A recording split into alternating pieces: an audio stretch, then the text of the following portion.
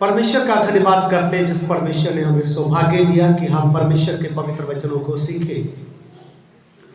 मेरे प्रियो, हम लगातार परमेश्वर के वचनों को सीख रहे हैं और आज एक बार फिर से हम परमेश्वर के पवित्र वचनों को सीखेंगे। आज हम अलगताई के बारे में सीखने के लिए जा रहे हैं। उसके लिए हम परमेश्वर का वचन पढ़ना चाहते हैं। उत्पत्ति उसका 24 अध्याय 1 वचन से 4 वचन तक हम पढ़ेंगे। उत्पत्ति की किताब उसका 24 अध्याय 1 वचन तो लेके 4 वचन तक पढ़ा। अब्राहम अब वृद्ध हो गया था और उसकी आयु बहुत थी और यहोवा ने सब बातों में उसको आशीष दी थी। हाँ, अब्राहम ने अपने उस दास से जो उसके घर में पुर्निया और उसकी सारी संपत्ति पर अधिकारी था कहा, अपना हाथ मेरी ढाल के नीचे रख। और उसे आकाश और पृथ्वी के परमेश्वर यहोवा की इस विषय में शपथ था कि तू मेरे पुत्र के लिए कनानियों की लड़कियों में से जिनके बीच में रहता हूं किसी को ना लाएगा। ध्यान से सुनना भाई, जितने भी मसीह विश्वासी बहन भाई हैं सब ध्यान से सुनना परमेश्वर के वचनों को। इधर में हम पढ़ते हैं कि अब्राहम जब बूढ़ा हो गया, वृद्ध हो गया, उस समय उसको एक बात की चिंता है, डर है। किस बात से डरता है अब्राहम? अगर अब्राहम के बारे में देखें तो वो बहुत बड़ा योद्धा भी है। आपको मालूम होगा कि जब लूत और उसके परिवार को और उसके आसपास के राजाओं को जब दूसरे राजे गुलाम बनाकर ले गए थे, तब क्या हुआ था? अब्राहम 318 अपने घर के जो थे योद्धे उनको साथ ले गया और तब उनसे लड़कर राजाओं को भी छुड़ाया और लूत और उसके परिवार को भी छुड़ा कर लेकर आया। इसलिए अब्राहम को किसी से डर नहीं है। एक बात तो यह है। दूसरा, क्या अब्राहम धन दौलत के बारे में चिंता करता था? जी नहीं। अब्राहम के पास बहुत ज्यादा धन दौलत था। उसका सबूत कहां है? जब राजाओं को छुड़ाकर लेकर आया तो उन्होंने ढेर लगा दिया था सोने चांदी का। बोला था अब्राहम को, तू उठा ले, पहले सबसे पहले जितना तू उठा सकता है उठा ले। लेकिन अब्राहम ने क्या बोला था? मुझे जूते का धागा भी नहीं चाहिए, कुछ भी नहीं चाहिए, ताकि कोई ये ना कहे कि मैंने अब्राहम को धनवान बनाया, अमीर बना दिया। जी नहीं, मुझे परमेश्वर ने सब कुछ दिया है। इसका अर्थ ये हुआ कि अब्राहम को धन दौलत की भी चिंता नहीं थी। फिर कौन सी चिंता थी?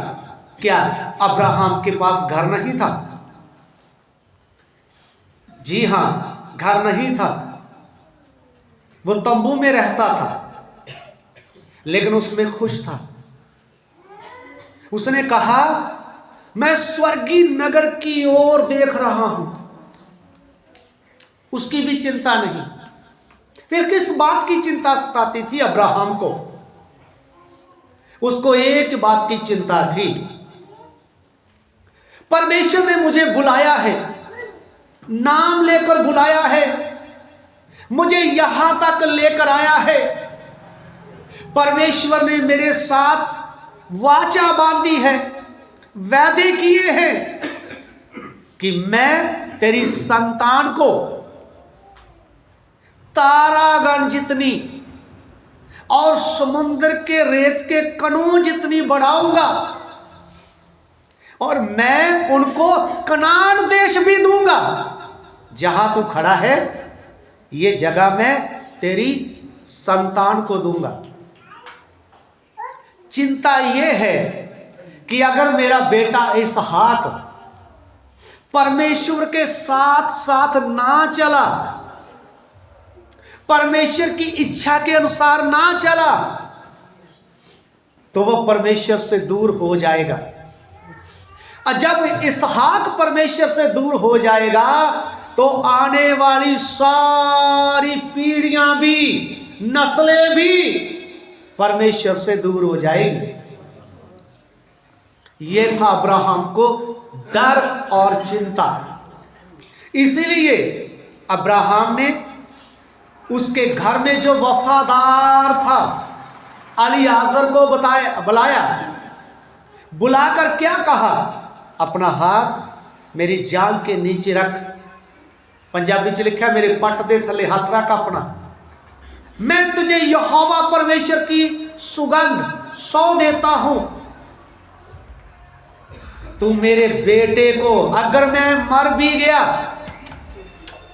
तू मेरे बेटे को अन्य जातियों में शादी नहीं करने देगा, मेरे से वादा कर। उसको डर क्या था, अगर मेरा बेटा इसहाक अन्य जातियों में, कनानियों में शादी करेगा तो मेरा बेटा इसहाक परमेश्वर से दूर हो सकता है, क्योंकि वो स्त्री जो आएगी वो परमेश्वर के पीछे चलने नहीं देगी, उनको और जगह ले जाएगी, दूसरे देवी देवताओं के पीछे ले जाएगी, वो परमेश्वर यहोवा से दूर हो जाएगा। ये था उनका डर, ये थी उनकी चिंता।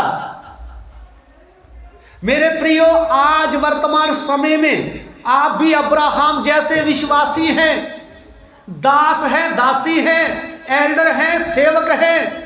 ध्यान से सुन लीजिए, आपकी चिंता क्या होनी चाहिए?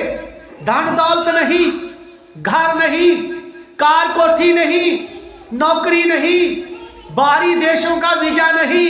आपकी चिंता क्या होनी चाहिए? मैं विश्वासी हूं, क्या मेरे जाने के बाद मेरा बेटा परमेश्वर के साथ साथ चलेगा? क्या मेरी बेटी परमेश्वर के साथ साथ चलेगी?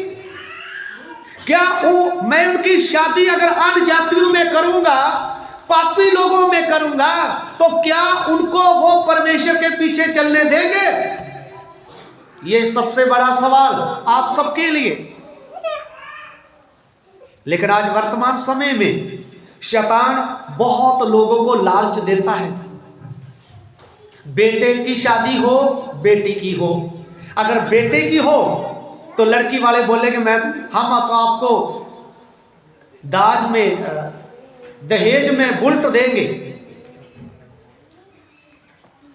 तो तभी विश्वासी क्या सोचता है, भाई हमसे तो लिया नहीं जाएगा, इसलिए अच्छा है बेटी की शादी करो, तो इनफील्ड तो आ ही जाएगा, बुलेट तो आ ही जाएगा।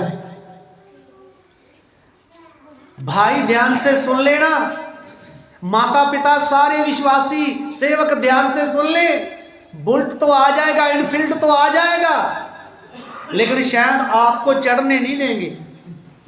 ध्यान से सुन लेना, आपको शायद हाथ भी नहीं लगाने देंगे। अगर अन्य जाति लड़की घर में आई तो वो आपके बेटे को परमेश्वर से दूर कर देगी। ये ध्यान से सुन लेना। अगर आपने बेटी की शादी करनी है तो विश्वासी क्या देखेंगे? लड़का नौकरी वाला है, कोई बात नहीं, वो बोलते हम भी चर्च में आएंगे। चर्च में आए ना आए, अगर आपकी बेटी मूर्ति पूजा में चलेगी तो आपकी आने वाली नस्लें, पीढ़ियां चले जाएगी। आप परमेश्वर के सन्मुख घोर पाप करेंगे, घोर पाप होगा, क्योंकि परमेश्वर ने क्या कहा? अन्य जातियों में शादी मत करना, अपने यहोवा परमेश्वर के साथ साथ चलना,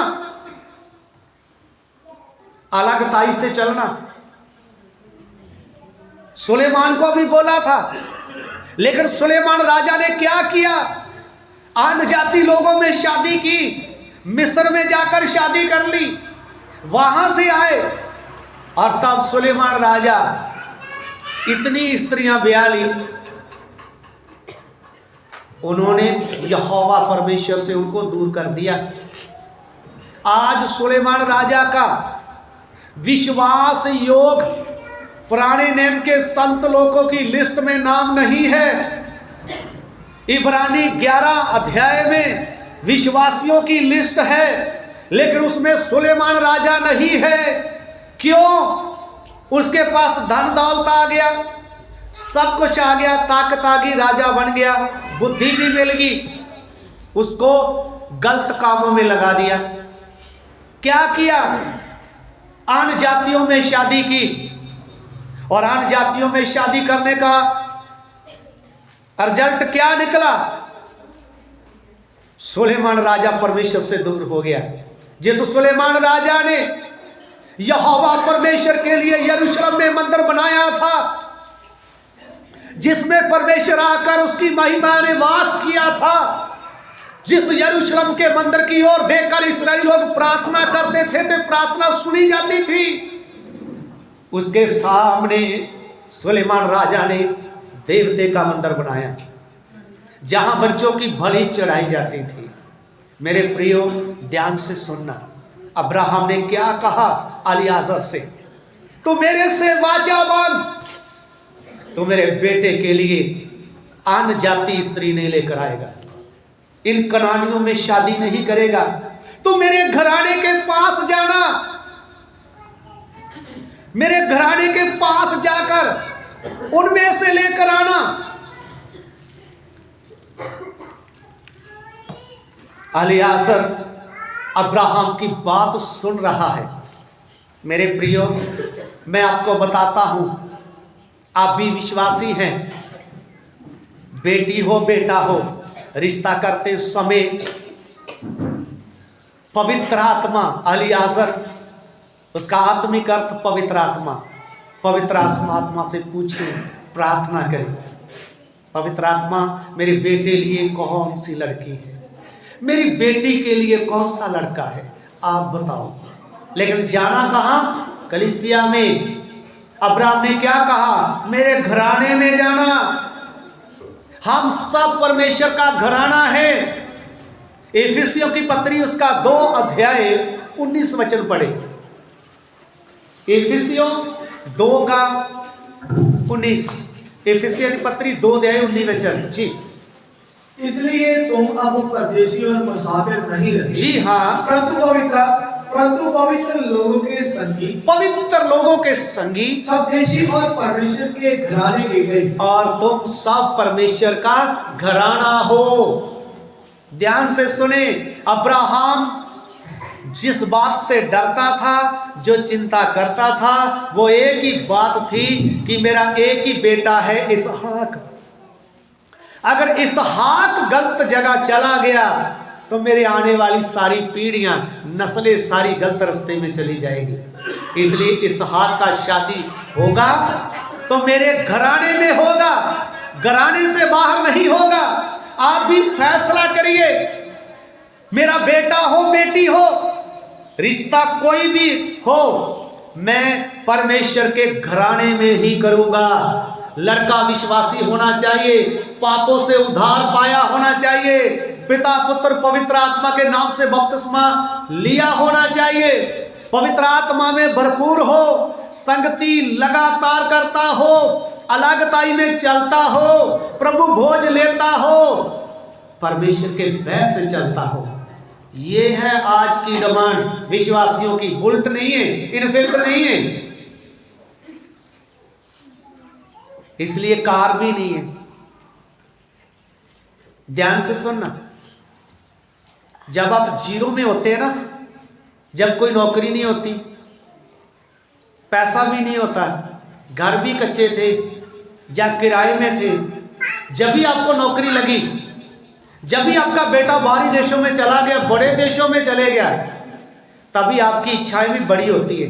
अभी हम रिश्ता लेंगे कार वाला, कार तो आनी चाहिए,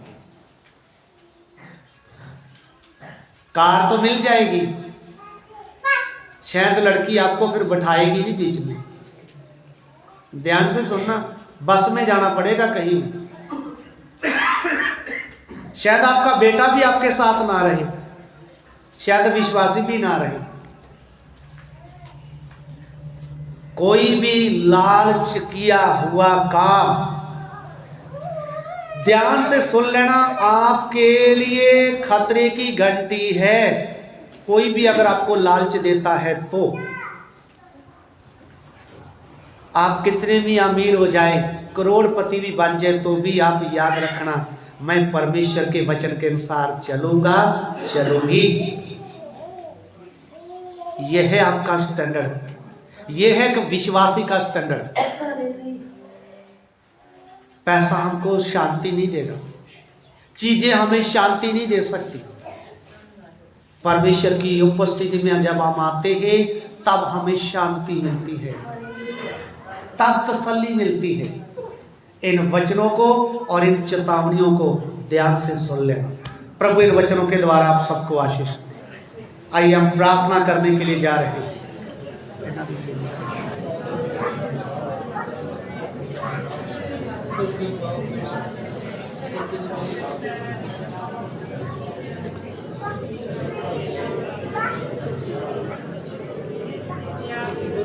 प्रार्थना करेंगे। ध्यान पर धन्यवाद।